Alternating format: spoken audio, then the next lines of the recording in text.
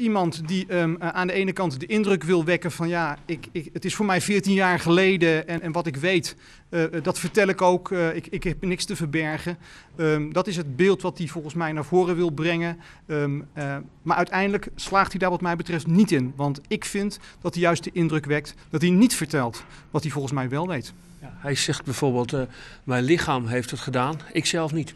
Ja, dat soort taal is het, terwijl hij aan de andere kant sommige details zich buitengewoon goed weet te herinneren. Hij weet heel vlekkeloos te vertellen hoe het ging met alle seksuele handelingen, wat hij precies heeft gedaan. Dat hij de BH heeft losgesneden, de kleren heeft losgesneden, de keel heeft doorgesneden 3 keer. Allemaal hele markante details. Maar op andere fronten houdt hij zich van de domme. Nou, wat mij verder opviel is dat het verzet van Marianne vrijwel nihil is geweest. Hoe verklaart u dat?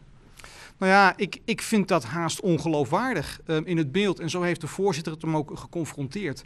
Wat zeg maar de buitenwereld van Marianne zegt, dat is eigenlijk best een weerbare dame geweest. Zegt hij eigenlijk, ja, vanaf het begin heeft hij zeg maar bij de fietsen, bij de confrontatie het mes getoond. En toen leek het verzet gebroken. Nou, dat is helemaal niet logisch. Want er zijn heel veel momenten geweest waarop het buitengewoon bedreigend voor haar moet zijn geweest. En waarin ze volgens de verdachte geen enkel verzet zou hebben getoond. Nou, dat is wat ons betreft ongeloofwaardig. Ja, ongeloofwaardig, maar wat is er dan gebeurd? Is ze flauw gevallen? Was ze buiten bewustzijn? Nou ja, er zijn verschillende scenario's. Er zijn scenario's, ik zou zeggen het meest voor de hand liggend is dat ze wel degelijk verzet heeft geboden. Technisch bewijs laat ook zien dat haar polsen wel degelijk vastgebonden zijn geweest met behulp van haar BH. Hij zegt, dat heb ik helemaal niet gedaan. Dat ontkent hij in alle toonaarden. Dat is ongeloofwaardig. En wij houden er ook rekening mee dat hij Marianne al van het leven had beroofd voordat hij haar verkracht heeft. Hoe gaat het nu verder? Want we zijn het is al bijna 4 uur. Uw strafeis, uw requisitoor, krijgen we dat vandaag nog te horen?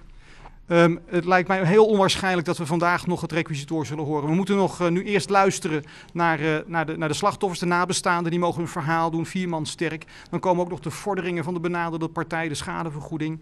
Dan gaat het uiteindelijk nog om de persoon van de verdachte. Wie is dit nou? En hoe heeft dit zo kunnen gebeuren? Deskundigen worden op dat punt nog gehoord. Dus het lijkt mij heel onwaarschijnlijk dat we vandaag nog zullen horen wat het Openbaar Ministerie nu hier echt van vindt.